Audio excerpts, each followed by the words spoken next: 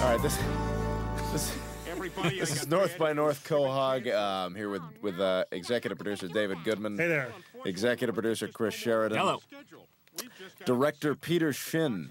Hello. And the voice of Chris Griffin, Seth Green. I'm wasted. And Seth MacFarlane. This opening. Go ahead. Well, this opening, I just want to give, if I'm not mistaken, and correct me if I'm wrong, I think was pitched by Alex Sulkin to do a list of all the canceled shows that have been off the air. This was a genius move. And this is not a full list, by the way. We left some out. Yeah. Yeah, and it's And there have since been shows that have been canceled. right that we did not add. Hundreds. But it was really an amazing list once we started to compile it. Just the number of shows that Fox put on the air after Family Guy was canceled, and then canceled. Wow. And the network loved it. But, They really were very supportive. To their credit, yeah. They loved the joke. Yeah. Now this is really this episode really is a Peter Shin masterpiece. It's worth saying. Thank you. Peter Shin is probably the most talented artist alive in this business. And by artist, he means lover. The also some mention of the writer of the episode, Seth MacFarlane. It's true. a great script. Actually, the history of this episode was, in the end of the third season, the network ordered 5 scripts with the possibility of doing 5 more episodes, which they did not do. But there were 5 scripts when we came back last year, and this was one of them. And Seth had written it back then, but instead of Mel Gibson, if I'm not mistaken, the main Aaron Spelling. it was breaking into Aaron Spelling's house. Yep. And then Passion of the Christ came out. And I thought we should make fun of Mel Gibson. We rewrote the script with the Mel Gibson stuff.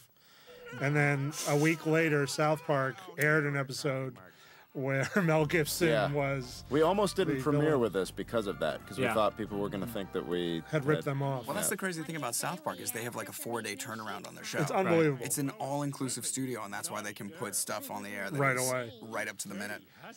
And there were some sort of disturbing similarities. I mean, it really, and just coincidentally, that the kids go to Mel Gibson's house and he shoots at them with a gun, which is like this weird similarity to what we end up doing, and just a coincidence.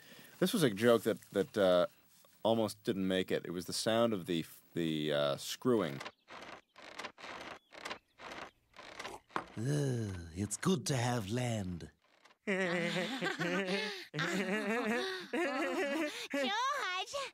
George? Who the hell is George? George Clooney.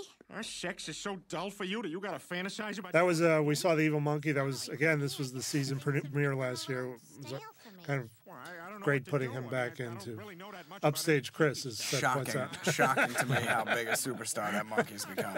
What was the old joke that was here? I don't remember. No, we had to lose it, though. Was it? Did we lose it because of? Standards, I think. I think it was a poop joke of some kind. So much rug burn. Wait a second, Lois. I don't remember what it was. Yeah, they didn't let us keep it. Oh, it was Kermit. That's a wonderful idea. Yeah, we'll be just like the honeymooners. One of these days, Alice. One of these days. Yeah, I know, Ralph. Right to the moon.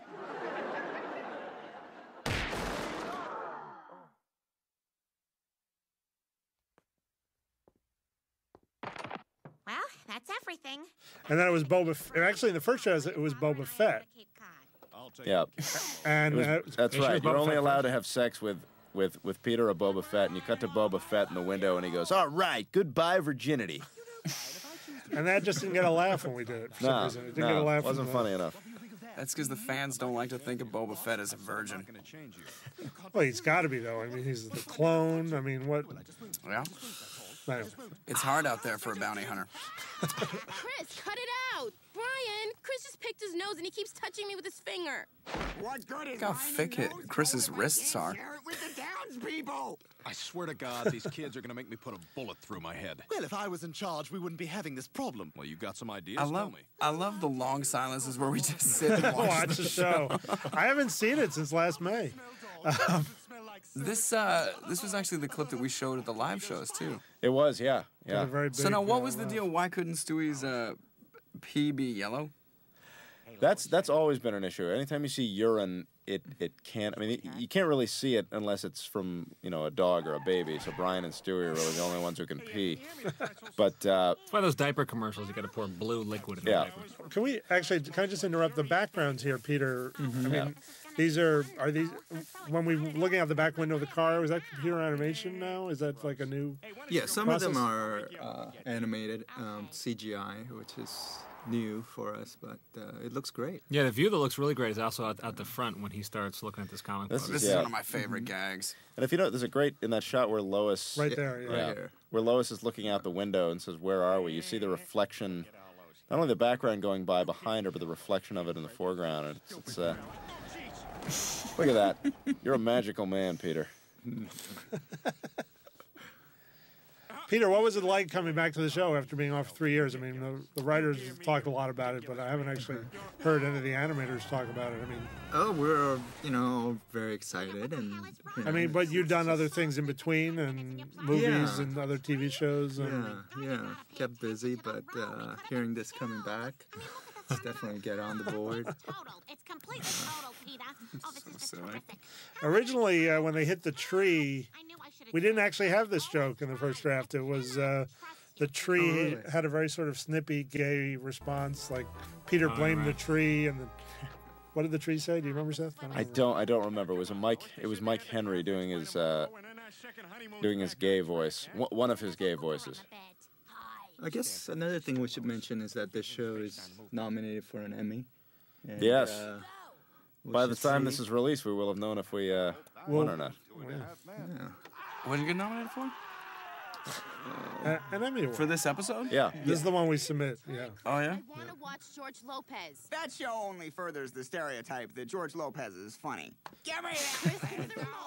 What do we have? We had a joke. Oh, we had a John. Should I mention the joke that we cut here because we decided it was in bad taste? Which one? What was it? It was a John Ritter joke. Don't you remember the John? Oh, that's right. He goes, he what was it? It was that show. I want to watch 8 Simple Rules. Meg says I want to watch 8 Simple Rules, and Chris says, "Oh, that show hasn't been the same since they killed off John Ritter or something." Something terrible. That really is in poor taste. That's we were why horrified by it. But we went further actually, and Chris even said, "Oh, he would have laughed." Yeah, that's right. Yeah, he would have appreciated it. He would have loved it. Yeah, it is. But that I mean, that's I'm sure there's a lot of groans, but also that's the only way to do a show like this. Occasionally, you're going to go over the line, and it's better to go over the line and pull yourself back than play it safe all the time. We try a lot of those originally and go to the table with them, and we kind of swing for the fences. That one, I think we did take to the table read. Yeah. And it got a horrifying Yeah. stare. It's tough with a guy like that because he's such a beloved performer and never did anything that anybody had any problem with. Well, and also, I mean, the poor guy died. I mean, it really wasn't just bad taste. This is a very, very old joke that has been around for decades. My mother used to tell this at cocktail parties when I was a kid. That should give you some image of Seth's childhood. Yeah, my mother used to tell anal sex jokes while I was in the room. That explains a lot about why we're watching what we're watching. About why you love anal sex so much. I can't get enough of anal sex. Maybe we should just go home. Coming up, handsome mustachioed man. This is the return of Tom Tucker and Diane Simmons for the 4th season. But first, I think that was Mark Henteman's joke. Takanawa is on hand for the opening of Manhattan's newest luxury. Do you remember when we did the live show? How much applause Trisha Takanawa Yeah, unbelievable. Awesome. She's got to have a story at some point. The voice of Alex Borstein. We actually have her being a mom in a That's right, later Takanawa. episode next end of the season. Mel can take it from us. I don't think he's he's fine hurting. with his I'm sure he's $200 never even billion heard of the show. Just got an idea. Much better than that time I experimented with gene splicing. Lois, quick question. Do we have any Tylenol? rare miss by Family Guy with that. Not the strongest gag Not the ever written. strongest, but again, so not the many weakest, but not the jokes. strongest. Of course, Herbert making his fourth season debut. Herbert, I mean, was only in one episode of the third season, and in the 3 years that it was off, I mean, Mike Henry does the voice of Herbert, and Was it only one episode? only one episode. He's only in the South episode, and it proved to be such a popular character with the fans that we've seen a lot more of Herbert. This is the actual voice of Flint from G.I. Joe. This is Now, correct me if I'm wrong, but didn't you say that when he came into the booth, he talked about Lady J as Lady J? Exactly, called her Lady J. They used to do a little lesson at the end of every G.I. Joe episode. So ours is about alcoholism. Some of that happy Walter Murphy music. Very talented composer. Who did the original character design for Jake Tucker, Upside Down Face? That was a guy, Mike DiMartino, who, and I think it was show Brian Portrait of a Dog. Yeah, that was. And he directed the episode, right? Yeah. We were talking about Opie earlier, about your Opie design, which. But the guy who designed that was somebody else. Okay. Oh, really? Oh, it was Brian Konitzko. That's right. That's right. Character designer named. That's right, Brian Konitzko. And we went to him and said, this guy's just got to be deformed in a weird way. We don't have any ideas. Just come up with something. And he sent this drawing of this kid with an upside-down face, and he has made it to this day. Brian is driving a Prius, which was a 2-day discussion in the writer's room. Should Brian have his own car or Should Brian have his own car or not? Oh, I thought the discussion was about what kind of car. No, actually, around the time I think Steve Callahan, I see Brian has considered. Brian has not taken his Dennis Kucinich for president bumper sticker off the back of his car. If you don't remember who Dennis Kucinich is, well, we can't help you. He took a stab at the presidency. He's not done yet. But Steve Callahan, That's the I best think, way I've ever heard it described. He took a stab at the presidency. Why not? Why not? Lesser men have tried.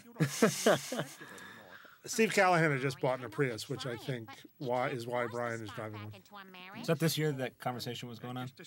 Yes. Yeah. Seems I think I like remember that long because I think ago. I was out of the room or something, and there was this big long conversation, and it had finally stopped after like 2 days, and I came in and No, I saw I stopped it. I tried to stop it. It stopped This, it. And I came in and I said, "Why is he driving a Prius?" And then it just started all over again, and I got screamed at. British porn bit was a recycled bit from my failed stand-up career. Do you? Oh, no, I just always feel badly when we have to be Wait, let me probe more deeply. When did you do stand-up? I did it in college, and then I came out after the show got canceled. I said, you know what, I should When try you say to... came out, do you mean like like came out? We may Came be out, we may be what did I getting say? off track. We may be getting off track here. Came out... Good job of making Die Lois readable, Peter. We were worried that was going to be too small on the needlepoint.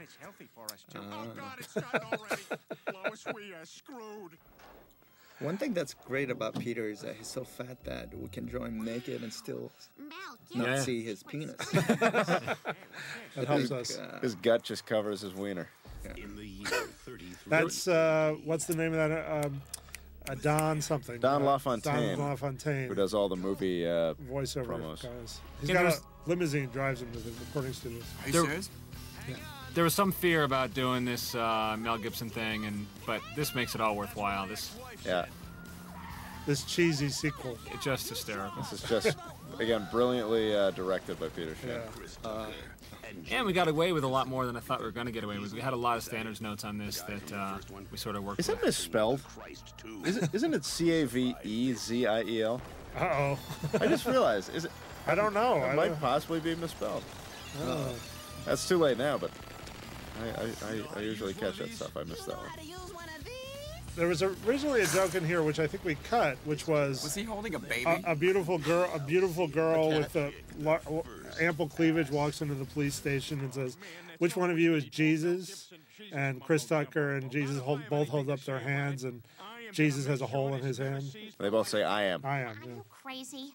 Stealing Mel Gibson's towels, bathrobes, and Nazi paraphernalia is wonderful. Wow. Slid that one in there. Again, his money cushions him from that blow. Yeah. I'm sure his island's insulated. P.S. Mel Gibson, I think you're a really talented actor and director. Love the opportunity to work with you one day. I've heard that you're a whore. I've heard that a crew that prays together stays together. Whore. And in fact makes a great movie together. Now, this is my favorite line. Has never gotten a laugh in any screening. Two priests walk up to the hotel clerk and say, "We work for Mel Gibson." It's my favorite line of the whole episode, and nobody ever laughs at it. Big social religious commentary there. That color there was supposed to be a cross thrown, right? Before. That's right. Originally it was supposed to be a crucifix, but they thought that was too much. This is yet another example of Peter Shin. The man, there's nothing that is beyond this man's power to animate. This sequence here, which is a takeoff, obviously, on the Blues Brothers. Very difficult to animate something like this. Just amazing, really amazing piece of work. Which Seth made me watch like 100 times. I think I finally got it now. We had something else on the dashboard, and we changed it to the bobblehead Jesus, I think. Because there actually is a bobblehead Jesus. Yeah, I'm sure there is. As well as a bobblehead Buddy Christ. I've also seen the Jesus action figure. Have you seen that? I actually own the Black Jesus action figure. Do you really? I do. You own the regular Jesus action figure, don't you, Seth? I do, yeah. Two people have given me the Jesus action figure as a joke over the past year. Hey, and I think, do I give off that much of a contempt for Christianity? Do you want us to answer that? I guess maybe I do. If I bring my Black Jesus over... Yes, answer that, my Jewish friend. Yeah, no, we can play action figures if you bring over your Black Jesus and... It'll be nice. We can demonstrate how race relations should really work. Yeah, absolutely. And I'll get my white Jesus and we'll figure out a mission for them to go on. Great use of slow motion here. Maybe they can attack the terror drone.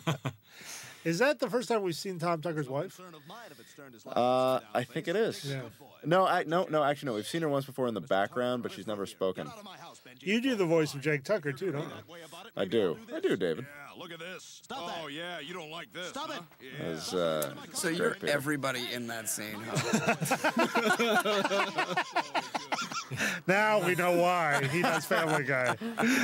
That's Nicole Sullivan doing Tom's wife. She's not really the scene. Oh my God, that's a great idea. Yeah, I thought you'd like that. Hey, look at that Yosemite Sam mud flap. You better stay back, Brian.